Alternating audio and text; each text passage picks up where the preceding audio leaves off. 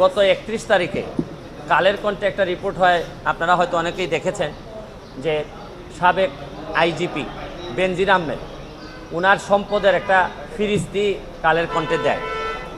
তো যে পরিমাণ সম্পদ, মানে অনেকের ব্যাপারে আমরা সম্পদের হিসাব দিয়ে আমরা ইন্টারভিউ দেই। তো উনার সম্পদের ফিরিস্তি এত বড় যে কোনটা আগে বলবো কোনটা পরে বলবো এটা আমার মাথায় ধরে না। তারপর দেখলাম যে 800 বিঘা 600 বিঘা প্রায় 1400 বিঘা তো আছে গোপালগঞ্জের এদিকেই। তো আমার কাছে মনে হয়েছে যে এইসব অভিযোগ, তো এটা তো আর মনে অস্বীকার উনি করেন নাই যে এই জমিগুলো আছে। তো আমার এলাকায় আমি বলে আসছিলাম যে কিছু লোক আছে অনেক সময় যে জায়গায় যায় কিছু পয়সা করে থাকলে একটা করে বিয়ে করে আসে, আর এই উনারে দেখলাম যে উনি যে জায়গায় গেছে মোটামুটি জমি জমার মালিক হয়ে আসছে। আর একটা বিষয় কি, যে একজন আইজিপি মহোদয় উনার যদি এত সম্পদ হয়, পরে বৈধ অবৈধের প্রশ্ন, উনার 34 বছরের লাইফে উনার বেতন সহ হওয়ার কথা 1,74,00,000, প্রায় 1.25 কোটি। কিন্তু 1.25 কোটি তো উনার বেতন টেতন মিলে আর উনার মেয়ে আর বউ মিলে মাশাল্লাহ প্রায় কয়েকশো কোটি। তা এত টাকা যদি উনার থাকে কেউ কোনো কথা বলে না। মানে একটা ইনকোয়ারি যে করবো, আমি কিন্তু বলছি না যে উনি এখনই দুর্নীতিবাজ। আরে ভাই, এত সম্পদের হিসাব আসলে একটা ইনকোয়ারির কথা বলবে না কেউ?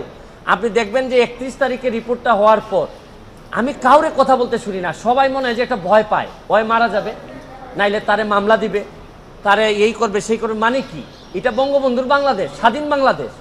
এখানে তো বঙ্গবন্ধু কন্যা স্পষ্ট বলছেন যে দুর্নীতি প্রশ্রয় দেওয়া হবে না। তাইলে এরকম একজন আইজিপির এত সম্পদের হিসাব আসছে, কেউ কোনো কথা বলবে না। আর দুদক আল্লাহ মাহবুদ জানে, নিজে স্টার্ট তো নিতেই পারে না, ধাক্কায় স্টার্ট হয় না।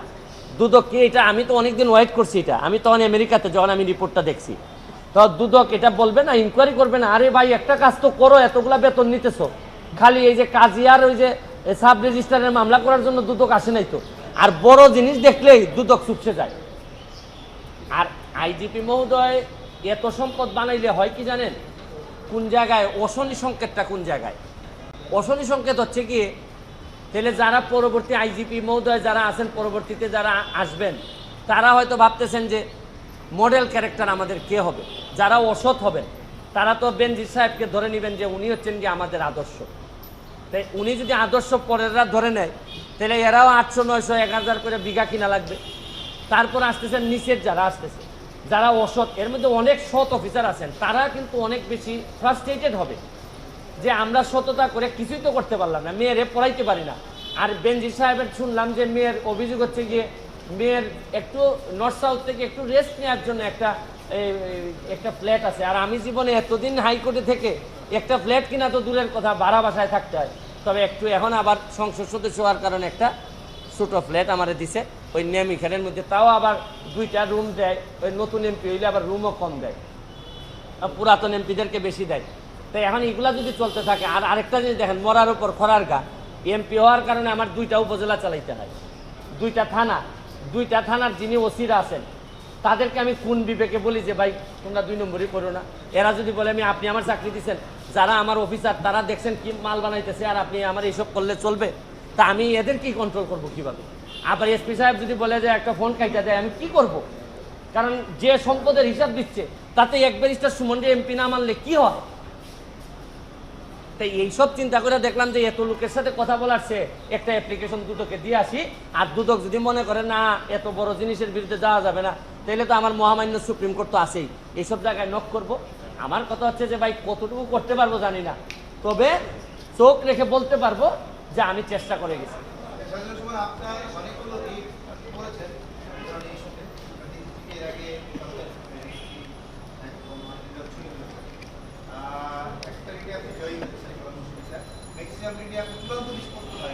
আপনি সেগুলো ইস্যুতে কেন যাচ্ছেন না? বেনজিরের যে এখন যে ইস্যুটা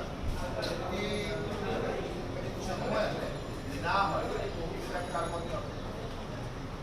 শুনেন, আমি যতগুলা রিট এখানে করেছি, যতগুলাতে চূড়ান্ত পরিণতি হয়েছে, যেটাতে চূড়ান্ত পরিণতি হয় নাই, যেগুলাতে চূড়ান্ত পরিণতি হয় নাই, এগুলাতে আমার অভিযোগ চূড়ান্ত রকমের দেশের প্রতি অবমাননা হয়েছে।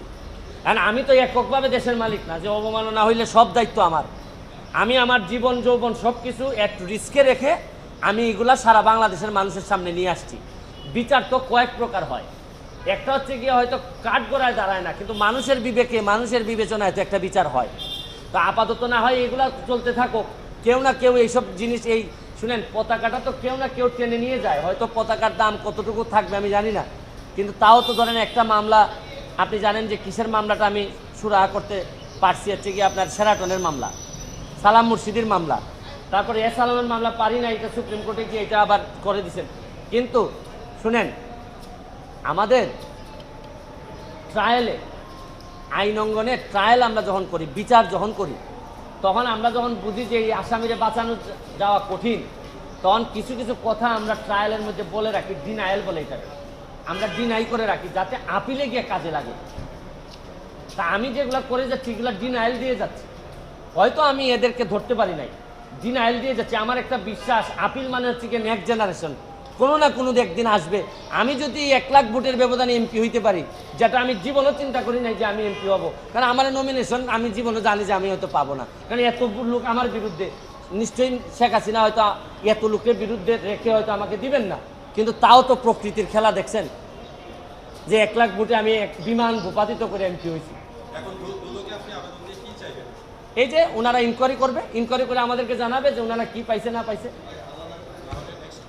নেক্সট হচ্ছে গিয়ে যে জায়গায় দাঁড়ায় আছি এই জায়গায় আবার দাঁড়াবো।